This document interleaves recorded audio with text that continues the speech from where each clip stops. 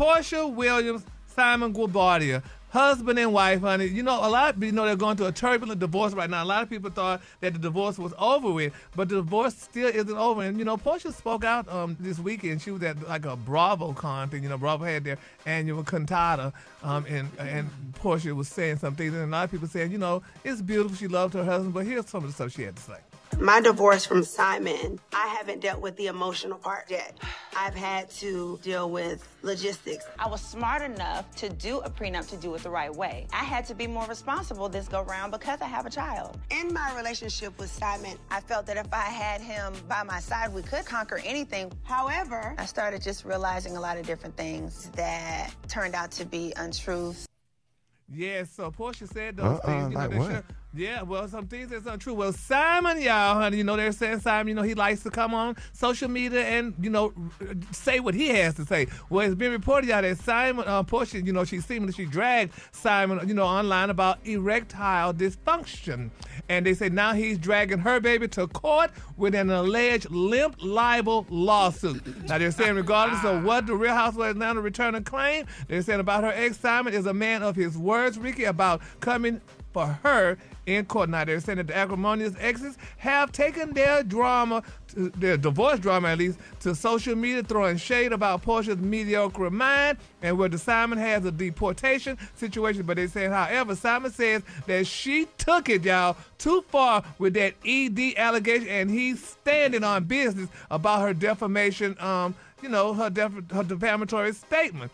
Now, they're saying, you know, that Simon likes to dish out stuff, and they're saying right now they are definitely going to court, and Simon is being reported out that Simon filed a federal lawsuit against his estranged wife of 15 months for causing significant harm to his personal and professional reputation. And they're saying that the suit also claims that Porsha's clapback to her millions of followers inflicted, y'all, severe emotional distress. Now, Mr. Goubadia's relationship with the defendant became contentious, y'all, when the defendant suddenly started making negative, false, and misleading statements about him on social media, using her outsized platform to negatively influence, y'all, public perception of him. That's what the lawsuit is saying, y'all. So they're saying Simon is definitely filing a federal lawsuit. But my thing is, though, would y'all be upset if y'all, I mean, because it's no big deal if you're... I'm talking about she didn't say his name. She didn't say no names. Yeah. Oh, okay. No, she didn't. She didn't mention any names. But they're saying, you know, people, you know, knew kind of, you know, who that's she was people who just assume. She didn't say his name at all. Yeah. I didn't even know she was talking about him. Yeah. Well, honey, But he was wrong, and he needs to get in trouble because he posted her address on social media, like the home address. And people are going to say, well, it's public record. But you know what, though? If you post something, it's inviting people. Now, the average Joe Blow who might not go and look up her address wouldn't know about it. But if you sit there and you put it out on social media, the address of the home, that's messed up. That's past petty. She's got a child. Yeah, well, how we knew that was her address? He said their home. And he put the legal document with their home on there. That's messed up. It's called doxing. Yeah, but if he said their home, that means it was just as much as his house as it was hers. He don't live there. He don't live in that mansion no more? You abandoned me. Love don't live here anymore. Yo, show on, babe. What she said it was just a vacancy. Love don't live here anymore. Baby, Miss Rolls Royce, if y'all didn't know that.